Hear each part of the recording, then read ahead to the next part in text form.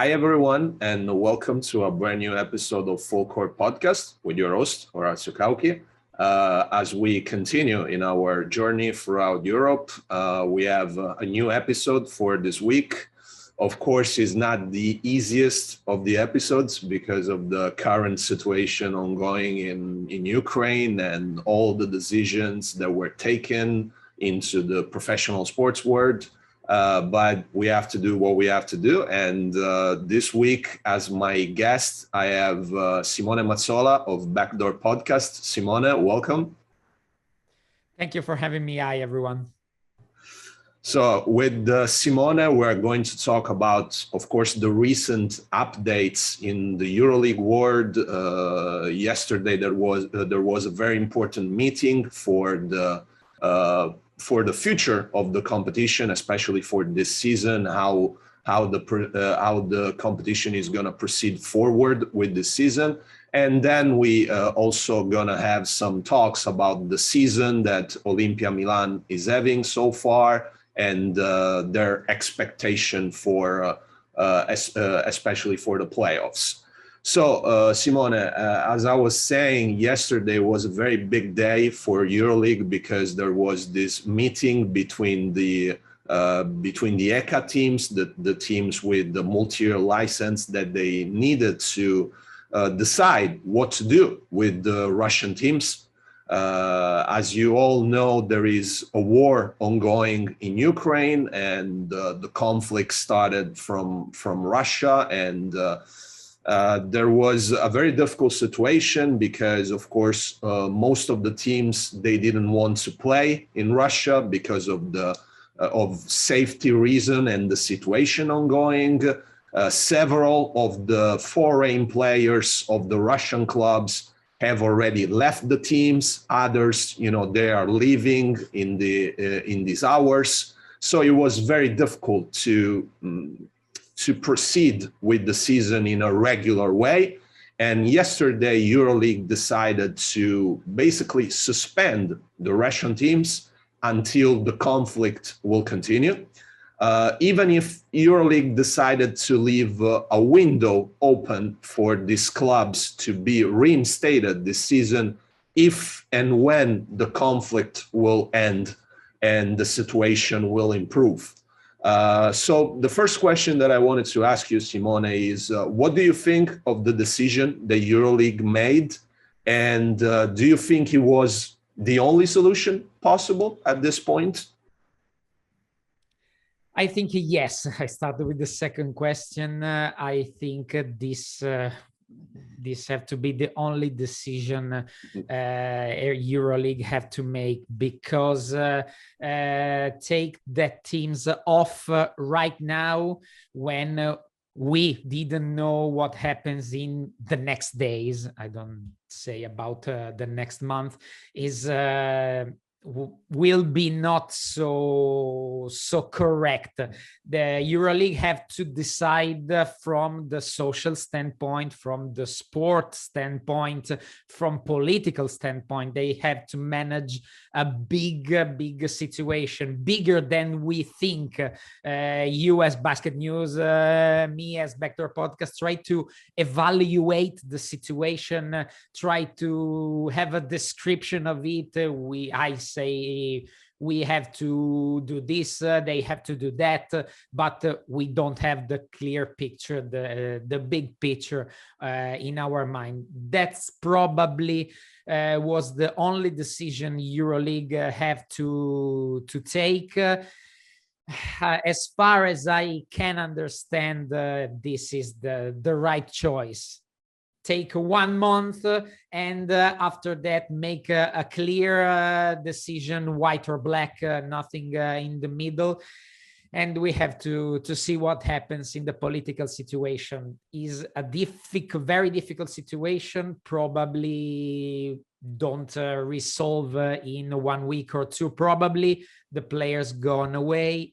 We have to stay connected and wait what happens in the political situation. But I think EuroLeague made the correct decision. Okay.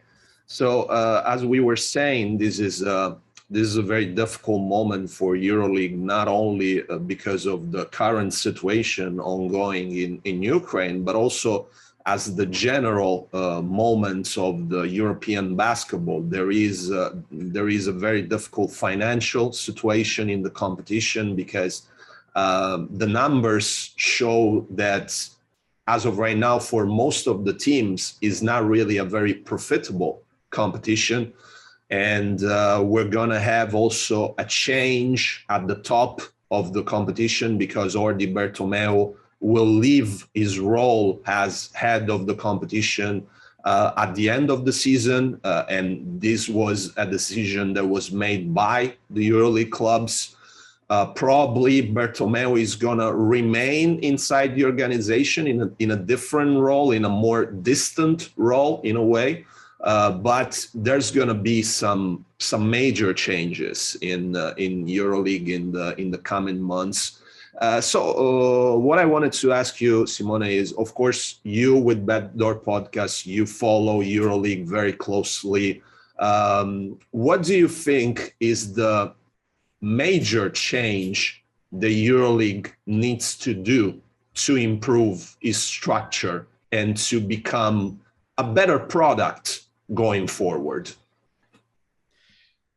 I don't know what type of person has to be at the top of this organization. Mm-hmm. Some strategical, some political, some economic type of person. But what I think the most important thing is a profitable, as you already said, a profitable product. EuroLeague has to be more good for the teams. They invest some money, a lot of money in certain cases, but they have to come back with that money and have a good margin for the team and make some money for that. There are a lot of travels. The budget are increasing every year. Players spend a lot of money for players. In particular for the team that want to be the champion, want to be at the Final Four. US BasketNews posted a week ago the budget, the salaries of the players in a very good article, and are some very big, huge amount of money. Yes. And for this reason, the first thing they have to do is to be more important. There will be more money for the team and stuff like that. I don't think the strategical, the organization part is the point of the discussion. I think that will be the money. Yeah, and that's, of course, that's one of the major issues with the competition as of right now. But another one of the major issues that were shown, especially this season, because of course with COVID we had many rescheduled games that were played in a different moment compared to what was the original schedule, and several of the top coaches in Europe have complained about the schedule this season, about how tight it is, how difficult it is for the teams to rest the players, to have the proper rest that players need from one game to another to be in the best condition possible. And also, in general for the show, because the quality of the games with so many games in a very tight schedule is going down inevitably, because of course it's very difficult to have fresh legs and to have a great show when you play so many games in such a short amount of time, in such a short span of time. So another question that I wanted to ask you is, Simone, how can we think about solving this issue? Like, what's in your head, for example, the thing that we can do to improve the schedule a little bit, giving the players a little bit more rest and maybe having a better show when we watch the games? I completely agree with you with the show. The show is not so good this season, and the season before too, if I frankly speaking. The solution are so difficult because the strength of schedule is bad. The time for resting is nearly nothing for the team. This is inevitable if I say it, because the COVID situation increased the difficulty of the game schedule. The team has to play 2, sometimes 3 games a week. It's a very difficult situation, and sometimes the reschedule and the 2 or 3 games in a week is inevitable because there's no window for place the game in other time of the calendar. Is way simple. A talk between EuroLeague, ECA, and FIBA has to be the first step the European basketball have to do. We have to think about it. They have to think about it. And EuroLeague and ECA talk bad about FIBA. FIBA talk bad about EuroLeague. That's a war never ends if someone of FIBA and the EuroLeague sit in a table and talk about the future of basketball, because are 2 different sides of basketball, but basketball is the only one sport. I think the only way to improve a schedule and the show the basketball wants to make for the fan is talk between FIBA and the EuroLeague. Nothing else. Yes. And that's another problem that has been there for several years now, but it doesn't look like the 2 sides are getting closer to an agreement. And but yeah, as you said, I agree. That's the only way. They have to find a common solution to improve the current schedule and to give the players finally a little bit more rest, and to us, the fans, a little bit more of a show. But now I wanted to also talk a little bit with Simone about the season that Olimpia Milan is having so far. Of course, Simone and the guys at Backdoor Podcast, they follow closely Olimpia Milan, and so far the season in Europe has been pretty good. Milan is among the top 4 teams, and it will remain among the top 4 teams even without the Russian teams in the schedule, in the standings. And what I wanted to ask you is, so far Milan has shown great defense, a great potential on the defensive end. They're probably the best defense in the EuroLeague as of right now. But there have been some moments during the season in which the offense hasn't been particularly good, especially after the injury of Shavon Shields. Shavon, of course, is probably the main offensive guy for Milan. Now they are recovering a couple of players, including Mitoglu. Do you think that, considering that Milan last season already reached the Final Four, do you think that the last step that they need to make is to improve a little bit that offensive potential to really can say, okay, we have a shot at winning the EuroLeague?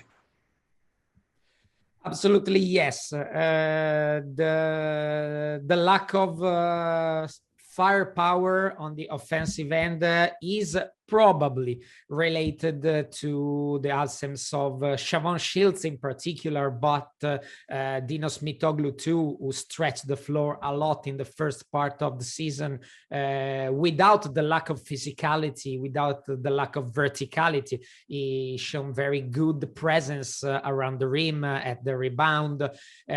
For this reason, the offensive end, without these 2 key players, Shavon Shields has to be the go-to guy for this team when often stuck. I don't know if the absence of shields is something very important for the offense, because in the first part of the season too, the offense of Milan was not really good. The defense is probably the top. I don't know if the first, the second, but is a top level team in defense, shown nearly in every game. The step up has the Olympia Milano has to be is on the offensive end. Probably when Shields will be come back on the court, we have to know and what will be the future of the Olympia Milano. Now the offensive end is strictly related to the performance of Sergio Rodriguez, I think, because he's the only player with make advantage from one-to-one, from pick and roll situation. And for this reason, in particular in the EuroLeague, in particular on the highest level of the EuroLeague, you need someone to make advantages for him and for the team.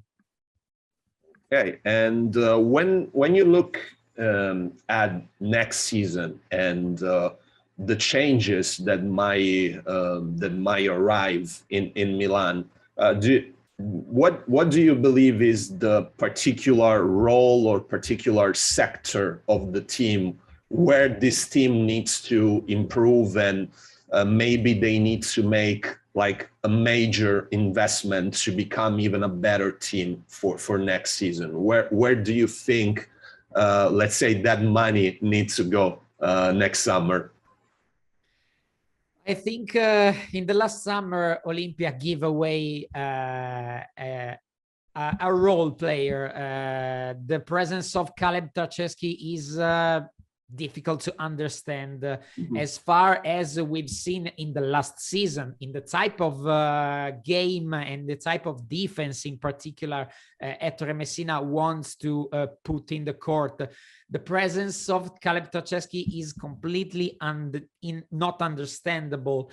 And for this reason, to put the money in that position, not for a big type of center, not a type of player like Tarczewski, but more a type of player like Mitoglou, if I make a comparison. In that situation, if Olympia find that type of player, is not simple. I know it. We have probably a 4-player rotation in 4 and 5 position, can switch on defense on every type of player. The base of the defense of Ettore Messina is switching on defense nearly on everything, and make more rotation, less time on the court for Kyle Hines, who next season have 1 year more, and for Nicolo Melli, who has to play in the Italian league too, and have nearly no rest in this particular season. I think that will be the game changer for the next season. As far as we know, Delaney could be here for the last time in Europe, but in particular in Milan, the playmaker position will be an important upgrade because Jerian Grant is not so good as we thought. Probably the first one, I think, is the 4th big man of the rotation, and in the second position, probably the backup playmaker or the 50-50 playmaker with Rodriguez. Okay. The last question that I wanted to ask you is, in the last few hours, there have been some rumors about the possibility for Daniel Hackett to come back to Italy. It looks like there is interest from Virtus Bologna. We also reported the story on BasketNews, and there was already some level of interest from Spain, from Valencia, especially for next season. But now, it looks like with the current situation in Russia, Daniel might be able to become available on the market already now in this season, not only this summer. So I wanted to ask you, what do you think about the potential return of Daniel in Italy at this stage of his career? And for example, for Virtus Bologna, do you think that could be an important move for them, something that can make them even a better team? Yes, absolutely. Put Daniel Hackett in any type of roster. EuroLeague of EuroCup is an increasing about talent, about consistency, about power and defense, a lot of aspects. I think if I have to say it, probably Daniel will be more useful for Virtus Bologna because Virtus is a little bit lacking on the defensive end, and Hackett don't need to be a go-to guy. He wants to be not the role guy is not the correct definition, but because spent his effort on defense and punish on the perimeter. I think if Virtus could make this move, will be a huge increase for his power and put something on his bad defensive situation, as Virtus shown on the Italian Cup. For the Milano side, obviously have a Daniel Hackett, an Italian player in Italian League and in EuroLeague. Daniel is a star in the EuroLeague, a particular type of star, of course, but is a star. Will be huge for the improvement in both sides, Italy Championship and EuroLeague. Defensive Hackett is a masterclass, and with that there will be no problem. I think is a huge addiction for Milano and Virtus. If I have to say a name, I choose Virtus one. Yeah. Okay, so we will see also what's going to happen on Daniel Hackett's front in the coming days and weeks. So we reached the end of this brand new episode of Full Court Podcast with Simone. Of course, we touched on many topics. So I wanted to thank you, Simone, for jumping on the podcast. Thank you very much for being here, man. Thank you so much, Orazio. And before we finish, of course, I want to remind everyone that Full Court Podcast is also available on Spotify and all the major streaming platforms. And of course, you will continue to find the full format of the show on our website, BasketNews.com, and on our YouTube channel. So with you, basketball fans, we'll see you very, very soon. Goodbye.